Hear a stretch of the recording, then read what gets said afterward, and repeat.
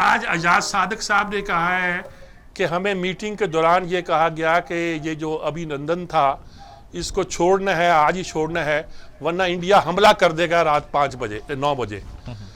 क्या कहते हैं आप इस पर? मुझे यकीन नहीं आता। वो तो कहते हैं आर्मी चीफ भी वहाँ थे, ये थे, इन्होंने ये कहा। कुछ लोगों का ख्याल है कि शाह महमूद कुरैशी ने जारी से काम लिया, इनको कायल करने के लिए कह दिया, लेकिन ये तो बड़ी खतरनाक बात है। बिस्मिल्लाहिर्रहमानिर्रहीम, बहुत शुक्रिया मीर साहब। मैं आपको अपने दिल की बात बताऊं कि जब इन्होंने विद इन 24 आवर्स पार्लियामेंट की फ्लोर पे आके ऐलान किया प्राइम मिनिस्टर ने कि हम अभिनंदन को वापस भेज रहे हैं, यकीन जाने मैं I went into a state of shock. फिर मैंने कई टेलीविजन प्रोग्राम में आके कहा, मैंने कहा भाई को थोड़ा सा 1 दिन 2 दिन 4 दिन 5 दिन रखता तो सही इसको।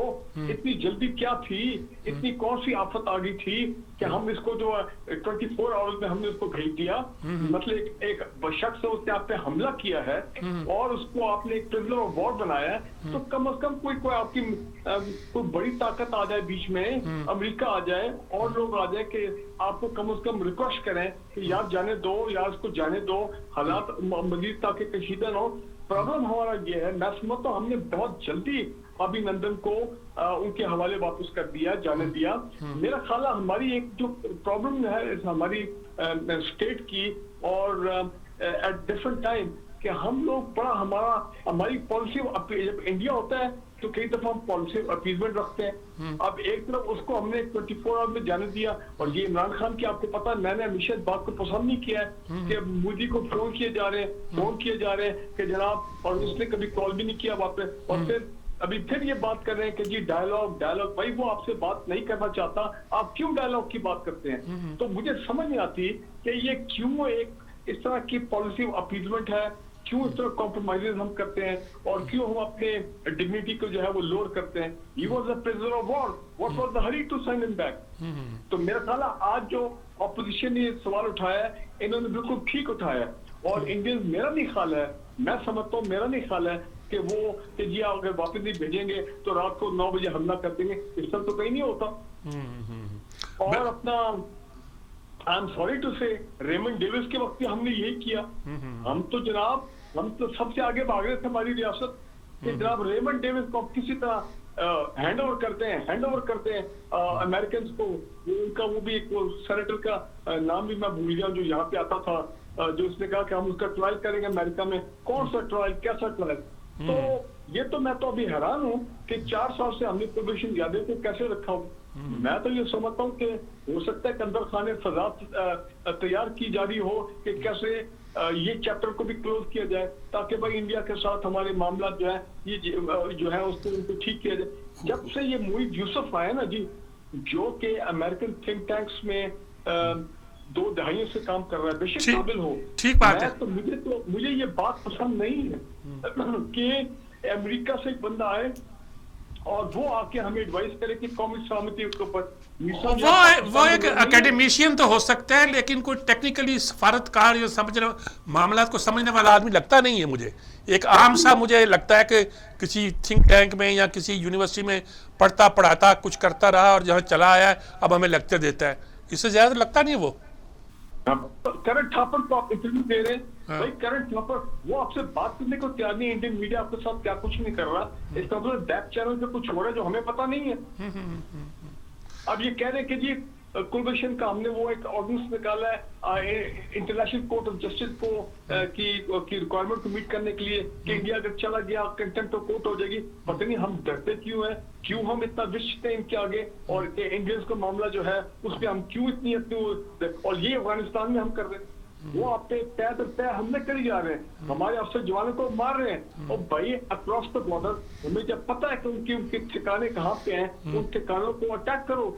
चाइनीज ने अपना असर्ट किया, टर्की ने अपने आप को असर्ट किया, जो एंटी स्टेट उनके जो मिलिटेंट ग्रुप्स है, एंटी स्टेट जो है, उनके जाके उन्होंने हमले किए। हम क्यों नहीं करते हैं?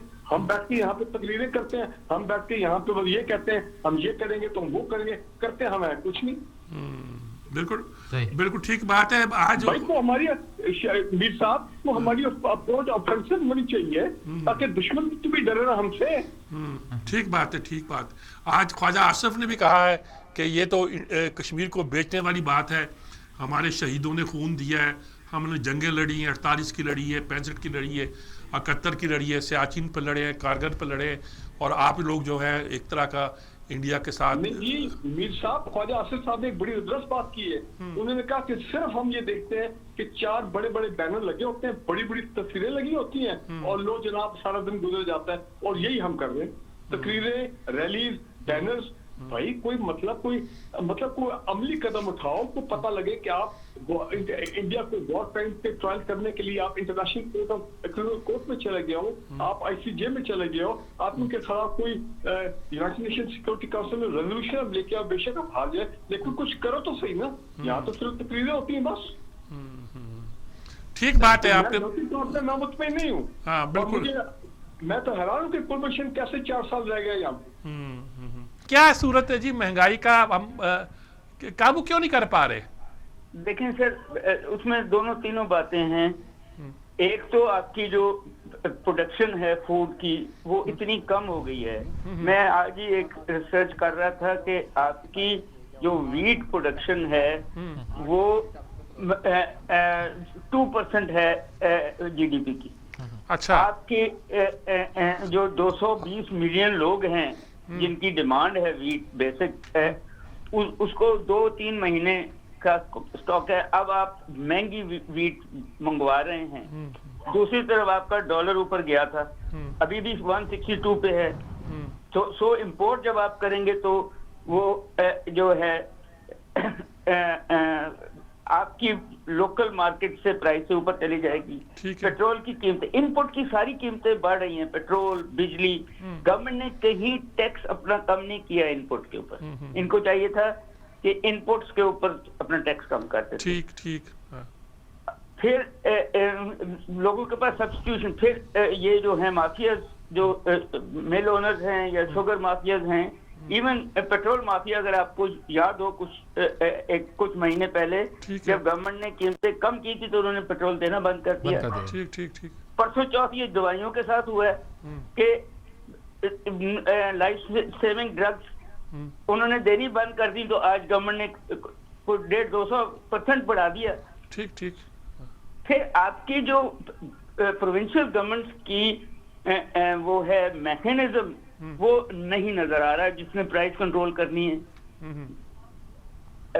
सिर्फ फेडरल गवर्नमेंट तो ऑर्डर दे सकती है ना, जो इम्प्लीमेंटेशन की एजेंसी है सारी की सारी इररिस्पेक्टिवली वो सब करप्ट और इनएफिशिएंट है। ठीक है। आपके पंजाब के मिनिस्टर्स पॉलिटिकल स्टेटमेंट्स तो दे रहे हैं, कहीं ना कहीं कंट्रोल करने जहां जहां उनके शोबे हैं, जहां उन्होंने कंट्रोल करना, आपको उनका कोई बयान उस पर नहीं नजर आता। ठीक है। So the point is that एक तरफ वैसे डाउन साइड आपकी इकोनॉमी नीचे जा रही थी। आपका जो रिपोर्ट है जुलाई 2020 की इकोनॉमिक सर्वे, उसमें गवर्नमेंट ने माना कि -0.4 पे इकोनॉमी है। कुछ दिन पहले आईएमएफ की रिपोर्ट आ गई कि ये -1.5 पे है। अब जब आपकी इकोनॉमी, और उस रिपोर्ट में आईएमएफ ने ये भी कह दिया कि अब आप स्टैगफ्लेशन पे हैं। स्टैगफ्लेशन का मतलब है कि अनएम्प्लॉयमेंट भी है और 10% के करीब प्राइस राइज भी है, इन्फ्लेशन भी है। तो दोनों तरफ से आम आदमी, उसकी इनकम भी जनरेट नहीं हो रही, इकोनॉमी भी लॉकडाउन से भी, और जब हम डिप्रेशन में चले जाते हैं तो फिर इकोनॉमी को रिवाइव करना। अब प्रॉब्लम जो एग्रीकल्चर प्रोडक्ट का है वो और तरह का है। वो जो आपकी अच्छी जमीन थी उस पर आपने हाउसिंग सोसाइटी पिछले कुछ सालों से बना ली, तो ट्रांसपोर्ट कॉस्ट पड़ गई आपको। अब कम जरखेज जमीन पे उगती हैं चीजें, और उसमें भी हम कैश क्रॉप्स पे जाते हैं, हम फूड क्रॉप्स पे नहीं जा रहे।